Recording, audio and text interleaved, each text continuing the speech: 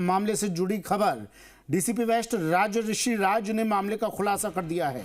कहा, प्रारंभिक जांच में गुलामुद्दीन और उसकी पत्नी को आरोपी माना है। गुलामुद्दीन की पत्नी पुलिस हिरासत में है। कुछ देर में पुलिस उसे गिरफ्तार कर लेगी। गुलामुद्दीन की तलाश के लिए अलग अलग टीमों का भी गठन किया गया है। प्रारंभिक जांच में लूट के इरादे से यह हत्या की गई थी।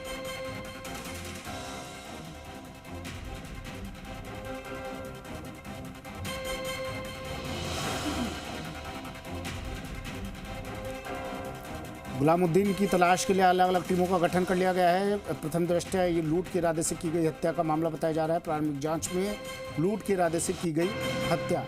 गुलामुद्दीन की पत्नी पुलिस हिरासत में, कुछ ही देर में इसे गिरफ्तार कर लिया जाएगा। जोधपुर में बहुचर्चित अनीता चौधरी हत्याकांड मामला, डीसीपी वेस्ट राज ऋषि राज ने पूरे मामले का खुलासा कर दिया है। गुलामुद्दीन और उसकी पत्नी को आरोपी माना है। उसकी पत्नी को हिरासत में ले लिया है। कुछ देर में गिरफ्तारी हो जाएगी और गुलामुद्दीन की तलाश के लिए भी टीमों का गठन कर दिया गया है। राकेश मेरे सहयोगी हमारे साथ फोन लाइन पर जुड़ गए हैं। राकेश, अपडेट क्या है इस पूरे मामले पर? अब सुमित, बात करें इस पूरे मामले की तो ये निर्मम हत्या, जो चौंकाने वाला मामला, दिल देने वाले मामला का खुलासा 30 अक्टूबर की रात्रि को हुआ था। इस पूरे मामले में 27 अक्टूबर को जो है सदापुरा थाने में अनीता चौधरी की गुमशुदगी की, उसके पति मनमोहन चौधरी की और दर्ज कराई। तब से सीसीटीवी फुटेज के आधार पर पुलिस उसकी तलाश करी थी। टैक्सी ड्राइवर जिसने उसको अंतिम बार छोड़ा था गंगाना में, वहां उससे जो पूछताछ की उसने बताया कि उसने गंगाना में गुलामुद्दीन के निवास के सामने उसको छोड़ा है। तब पुलिस 30 अक्टूबर को गुलामुद्दीन के घर पहुंची और पत्नी से पूछताछ की गई। इस दौरान गुलामुद्दीन पहले से गायब हो गया, लेकिन उसकी पत्नी घर पे थी। उसके बच्चों से पूछताछ की गई तो उन्होंने मर्डर का जो है वो खुलासा किया। कहा कि महिला की जो है बॉडी को जो सामने खाली भूखंड है वहां दफनाया गया है। जब पुलिस ने वहां से बॉडी को निकलवाया तो 6 टुकड़ों में जो थी वो बॉडी मिली है पुलिस को 30 अक्टूबर की रात्रि को। तत्काल उसके बाद उस बॉडी को एम्स अस्पताल पहुंचाया गया। पुलिस ने लगातार छानबीन शुरू की। हालांकि गुलामुद्दीन की पत्नी को 30 तारीख को ही दस्तयाब कर लिया था और लगातार उससे पूछताछ की जा रही है।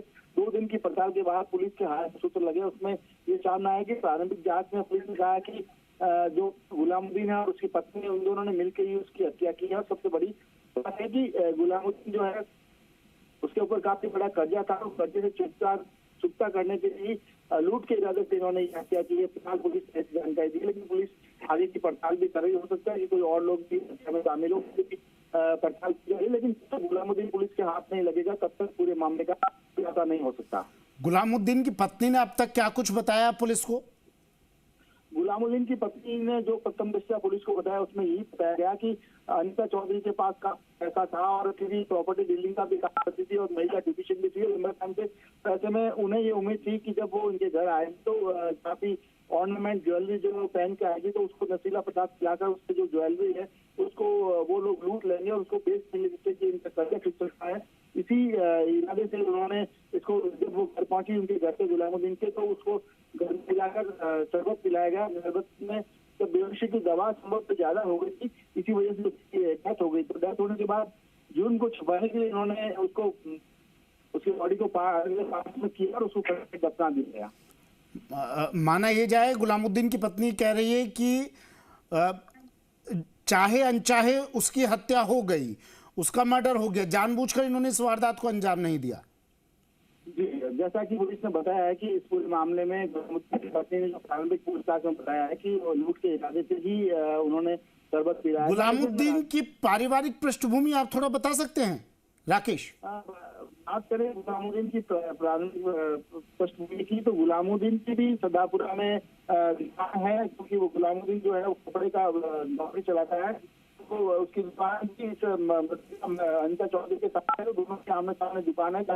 पुलिस ने जो गुलामुद्दीन के पास में सबसे जुटाया उसके हालांकि 2007-8 में तो छोटा मोटा 1-2 मुकदमे, उसके बाद कभी उसका बैकग्राउंड नहीं रहा कि वो एक बड़ा आरोपी का चित्र हो। लेकिन कहीं न कहीं प्रारंभिक जो आया है कि उसके खिलाफ 1-2 मुकदमे 2007-8 के दौरान दर्ज हुए थे छोटे मोटे। उसके बाद जो है पूरे मामले में जो फिलहाल तथ्य सामने आया उसमें यही आया कि लूट के इरादे से, लेकिन कई नाम चौंकाने वाले सामने आने की बातें जो है पुलिस से चल रही थी कि इस मामले में बड़ा खुलासा हो सकता है, लेकिन फिलहाल पुलिस जांच में ऐसा कुछ भी सामने नहीं आया है। गुलामुद्दीन के संभावित ठिकानों के बारे में क्या उसकी पत्नी से कुछ पता चल पाया पूछताछ में?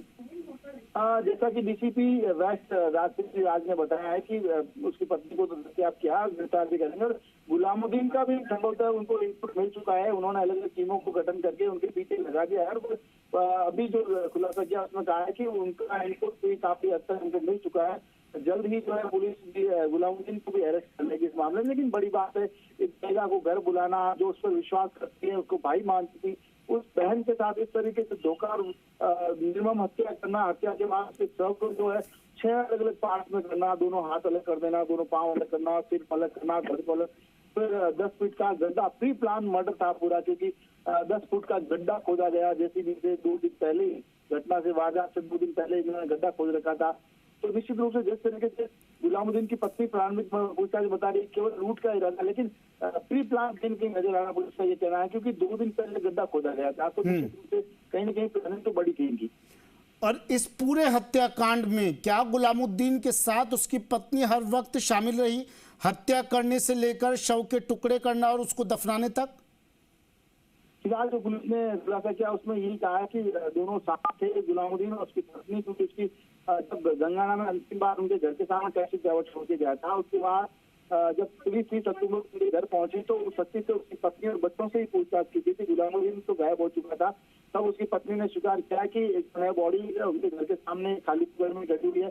तो पुलिस ने उनको निकाला, किया। उसके बाद लगातार 2 दिन से पुलिस लगातार पूछताछ करी, कुछ लोगों को और भी डिटेन किया, उनसे भी पूछताछ हुई। तमाम पूछताछ के बाद कहीं ना कहीं जो आया पुलिस ने कि शुरू से लेकर अंत तक जो है गुलामुद्दीन की पत्नी भी इस साजिश में शामिल रही है। क्या ये संभावना जताई जा रही है कि इन दोनों के अलावा कोई और भी शामिल हो सकता है इस हत्याकांड में?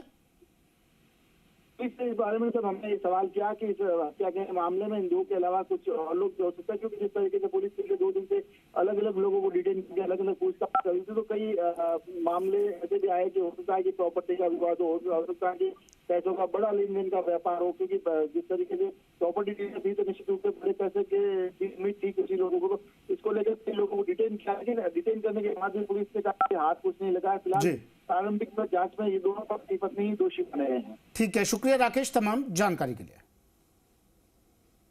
28 तारीख के सुबह हमारे पास एक एफआईआर दर्ज हुआ, जिसमें एक महिला अनीता देवी, जिसकी उम्र करीब 50 वर्ष के आसपास है, उनके परिवार वालों के द्वारा बताया गया कि ये महिला इस एफआईआर के अनुसंधान में जब हमने सीसीटीवी फुटेज का एनालिसिस किया, उसका विश्लेषण किया, तो पता चला कि ये एक व्यक्ति जिसका नाम गुलामुद्दीन है, पूरा नोएडा में रहता है।